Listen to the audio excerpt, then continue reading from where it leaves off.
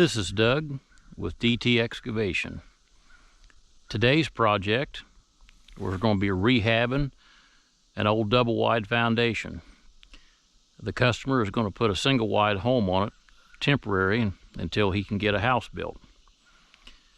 Don't forget to hit the like and subscribe button if you like this content. It helps my channel out.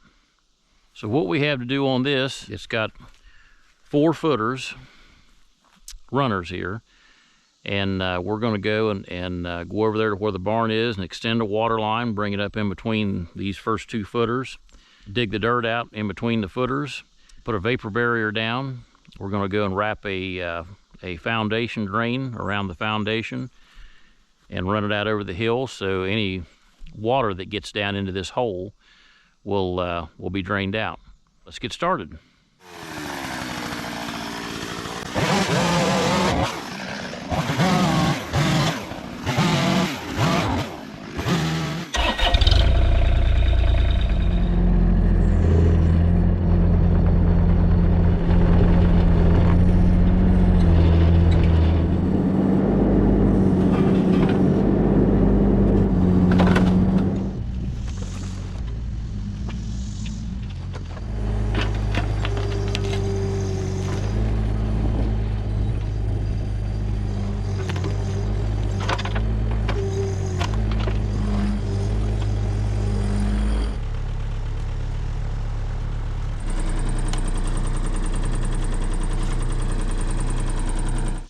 Okay, we've got the deck removed. The homeowner wants to try to maybe reuse it, so I took it down here and just placed it down over the hill away from the foundation site, so that way he can, when he gets the home in, he can try to reconstruct it and maybe try to use it. We also have the water line located. We've got a 3/4 inch line that comes from the road, comes back, goes into the garage, and it has a T-line that goes over to the hydrant. Is we're going to go and put curb stop shutoffs. We're going to have a shutoff going to the hydrant in case it would ever go bad. We'll have a shutoff going to the garage in case something would start leaking in that plumbing, and then we're going to have a supply line leading around this tree over to where the mobile home's going to be, and we'll have a curb stop there. Okay, I'll get the valves prepared and go from there. Okay, we've got our valve assembly installed. This line here is the main line that goes from the road and the meter, and this goes back into the garage. Then we've got a line going over here to this hydrant, and then this line here is going to be going to the mobile home.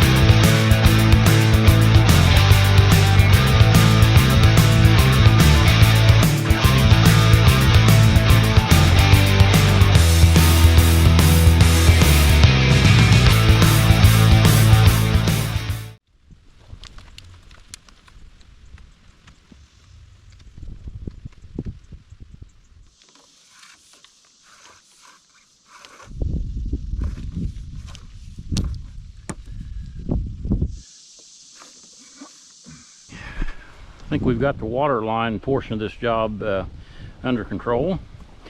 You can see the meter basin that I have here for the valves, and we'll take another look down in here. And I've got the line run here. I've got it down between 32 and 36 inches deep. Good enough for where we live here in this area. We're below the frost line. So it just depends on what part of the country you're in as to how deep you put the line. You can see the footers there, and I've got a bored under the footer.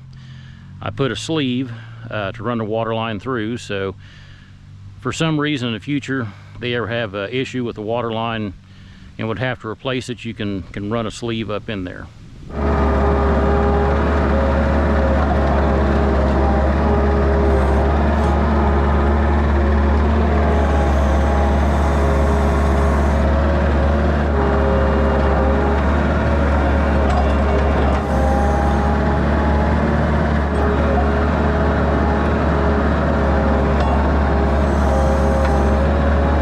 Okay, we've got the basin backfilled here with our water line shut-off. So we've got a lid put on here with 8 bolts in it to keep any kids from getting into it. And this is kind of what a finished product looks like with your valve box. Got the water line backfilled so that way it can settle. Out here where the water line is going to come up underneath of the home, you can see these footers, so the home will be over top of this. I put a 12-inch culvert underneath the home where the water line comes up, and I don't know if you can see it down in there, but there's the sleeve that comes under the footer. The water line comes into it, if you can see it there, and then I've got a notch here in the bottom for the water line to come up inside of this 12-inch culvert, and this will be backfilled with dirt around it, and then about 4 inches or so at the very top right here will be stone.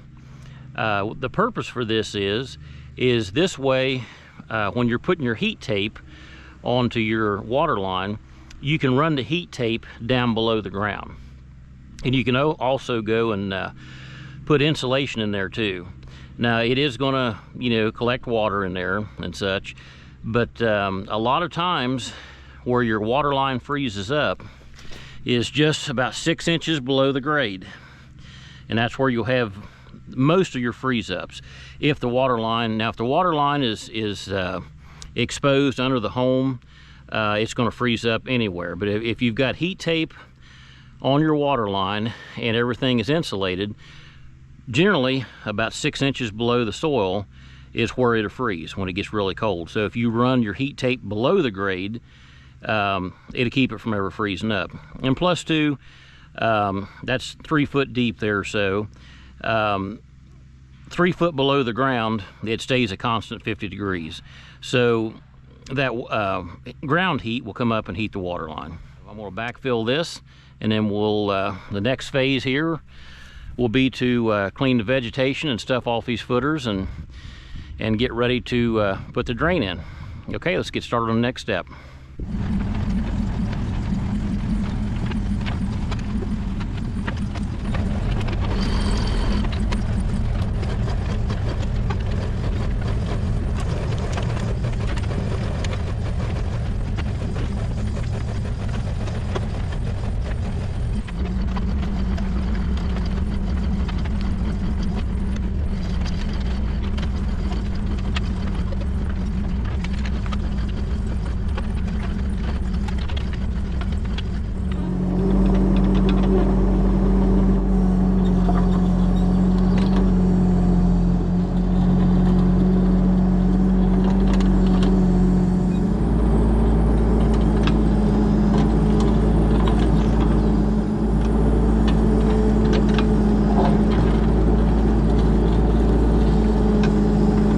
Okay, well, we've got the footers on the inside traced out.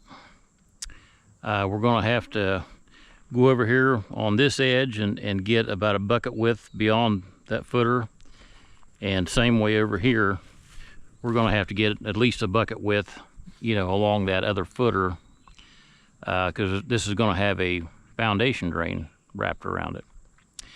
So the center footers are good. Next time I dig, I'm going to go and dig the banks back on the outer edge. And then we've got a little problem that has just come to light. This foundation was covered, as you can see, with dirt out that far. We originally thought that the footers ended, you know, right along about the edge of where that dirt is. Well, they'd come back into here. So about where my foot's at is where the end of the footers are. Well, the water line is right here where my other foot's at, right in this area here. So there's only maybe 18 inches of separation there, and that's not going to be enough, because I'm going to have to go and slope this back so when they bring the mobile home in, they can get down to the footer. So this water line is running right through here, and it's going over to the barrel that we just installed. So what the fix is going to be is the water line is over in this area here. And I don't know if you can see it or not, there's a trench right here. We're going to have to dig down and find the water line there and cut it. Come back over here. And just at the edge of the gravel in between them two trees, I know about where the water line is. We're going to have to dig down and find it there. And then we're going to have to go and extend the water line out in this driveway and reattach it so I can lay this thing down. So it's not a huge catastrophe, but it's you just never know whenever you get into these projects like this. There's no plans, there's no diagrams of anything. The customer bought this lot as is, so he's that's the reason we're rehabbing this foundation to put a mobile home on it. But all the utilities are just a big question mark. So that's why we run the water where we knew the water line was at over here to get it in the foundation, as you can see down there. So we're going to have to come back over here and reroute it a little bit. No big deal, just what you run into.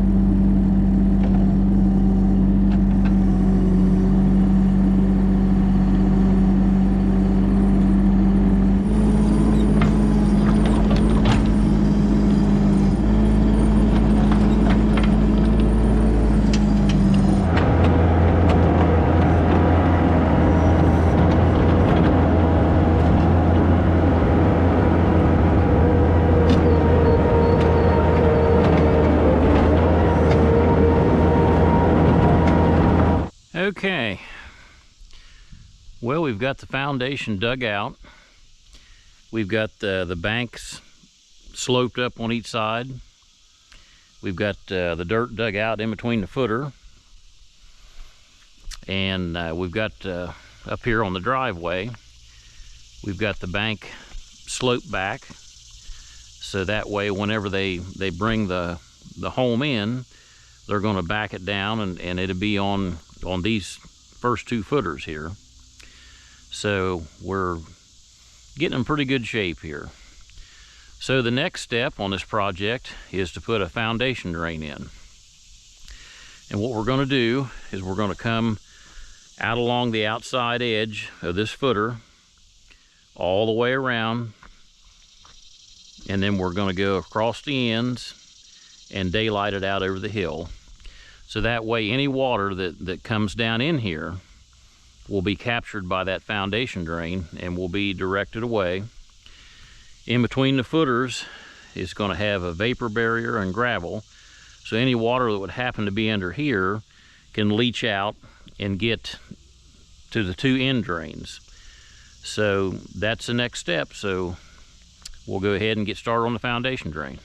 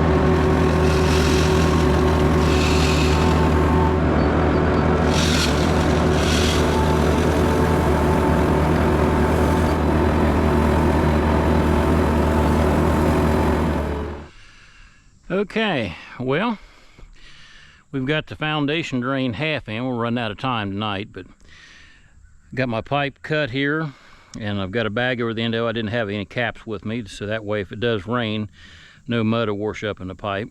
The corrugated pipe with the slots in it, we've got that around the footers, and we've got number 8 gravel up to the top. I normally like to use 57s, but the customer wanted number 8, so it'll work fine too. A little pointer that I've learned over the years when doing a foundation drain or a French drain, if you're putting it at the bottom of a slope, like what this is, it's a good idea to go and make your gravel about 4, 5, 6 inches taller than the ground, because this is not going to be seeded or anything for a while. Actually, there may be a retaining wall here, but the reason for that is I've learned in the past that if you put that gravel down to where you just fill the ditch in across there, if you get a big deluge of rain, it'll wash mud down across the top of your drain, and then you got to go and shovel it all off. But if you leave it about 4 or 5 inches above the grade, when it rains, it'll create like a little buffer, and it won't roll over top of your foundation drain and cover it up. I like to leave my French drains, the gravel exposed, you know, whenever it's a finished grade, because I think the water gets down into the pipe better. Some people, they cover the French drain up with 5 or 6 inches of topsoil, and the French drain will still work that way, but the water has to absorb down through the dirt to get to the gravel, and I would just soon have the gravel right to the surface of the ground. That way when water comes, it just goes straight to the pipe and gets out. There's no time for it to set and pond up before it soaks in. So that's the reason this gravel is above the grade, and especially over in here, this is kind of steep. I'm not sure what the homeowner is going to do, but you can see I've got it built up, 5 or 6 inches above, and that way if we get any rain, you know, the mud and the silt won't wash across the top of it. But anyway, we've come down through here. We've got the drain all the way down here, and I've got the end of this pipe covered up for tonight. So we're going to dig across here tomorrow, or whenever the next time that we get to dig, weather permitting. And then where the excavator's sitting, we're going to bring that pipe down, and we're going to tie them together here, and then we're just going to daylight them out about where that log is, because it kind of falls off enough.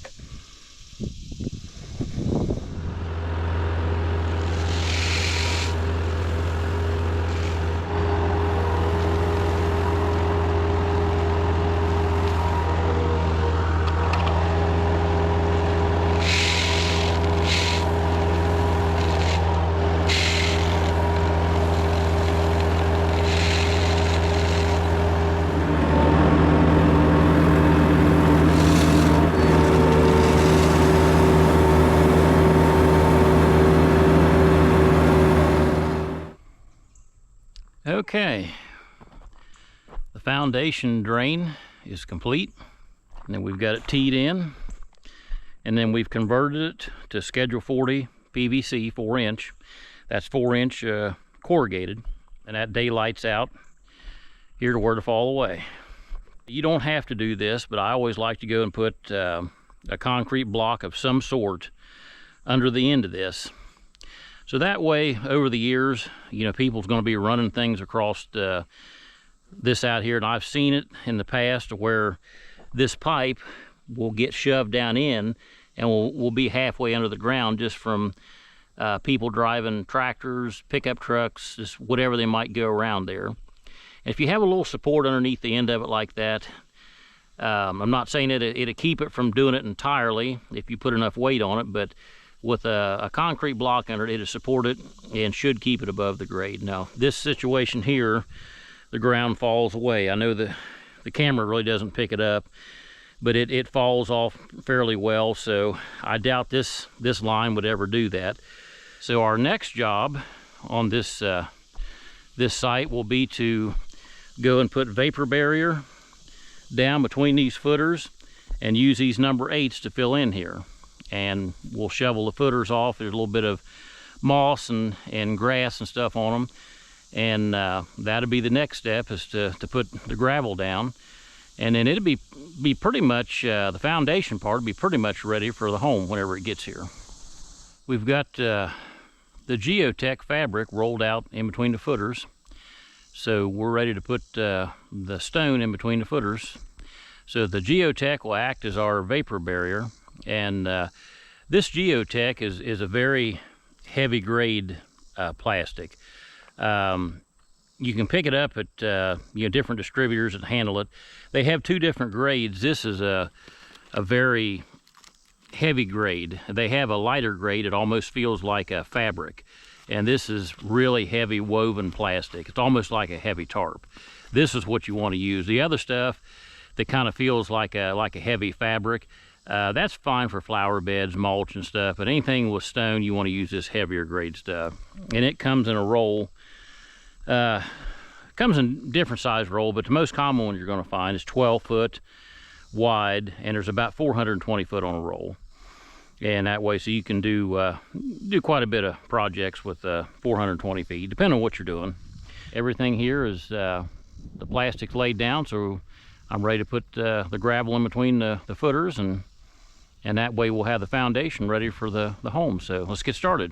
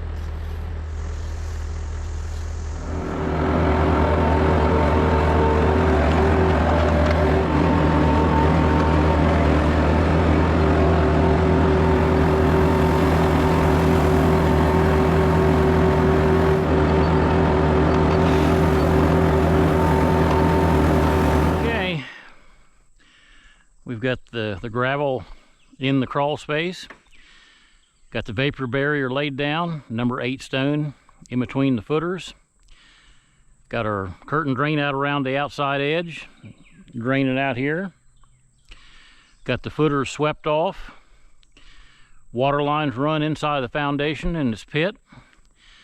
So this foundation is pretty much done as far as what I'm going to do with it. So the last step on this job is we've got to reattach the water line from where that dirt is over in between these trees where I put the valves, and that'll be the next step.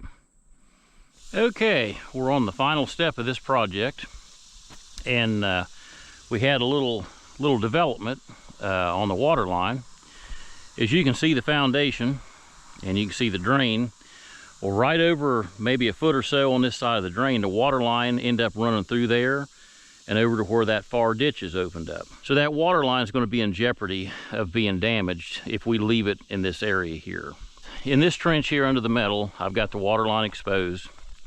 We're going to attach it to here, and we're going to dig the water line out around this tree and kind of come out through in this area, and then we're going to go and reattach it to the water line back up there where our barrel and valves will be.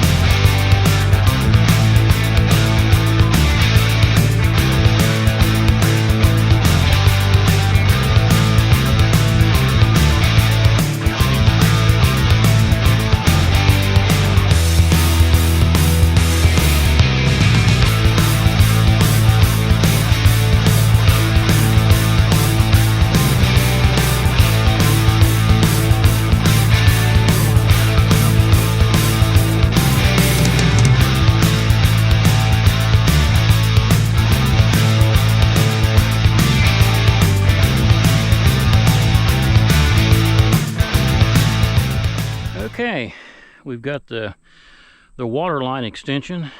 Part of the job is completed. So we'll take a quick walk through here and look. Now you remember earlier in the video where we had tapped into the water line and put the valving in for to shut off each individual function. So that way we can shut off the garage or the mobile home or the hydrant.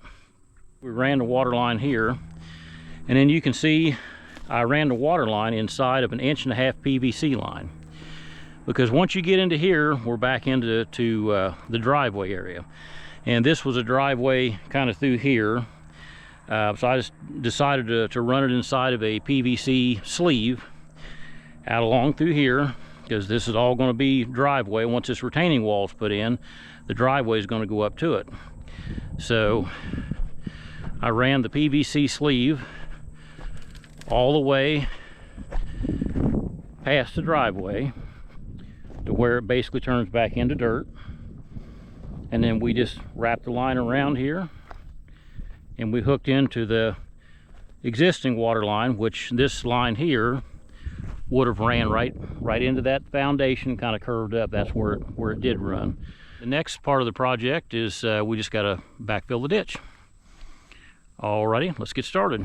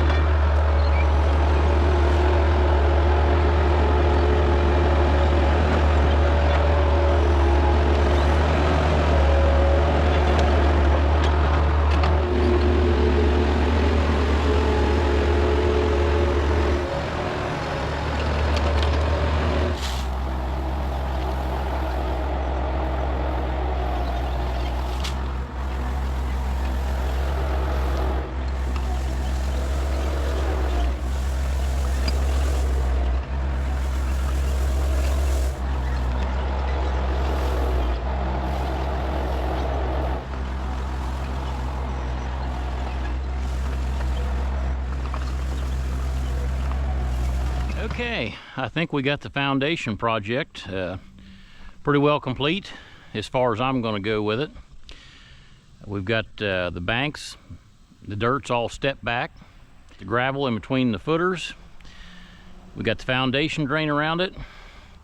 We got the water line up inside the foundation. Went ahead and took what gravel we had left over and just kind of spread it down over this bank. And the reason for that is the home's not going to be here for a little while. So if we get any rain or any inclement weather, it won't be washing mud down onto it and make things slick, possibly when you do bring the home.